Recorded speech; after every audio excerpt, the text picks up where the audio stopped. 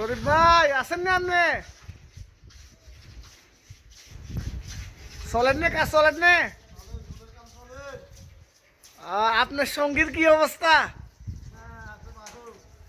আর সঙ্গী কি আজকে করতেছে না কালকেও করছে? কাজ কি আজকেও করছে না কালকেও করছে? আচ্ছা আচ্ছা আচ্ছা। কদিন লাগতে পারে এটা? এটা কাজ তো অনেক বড়।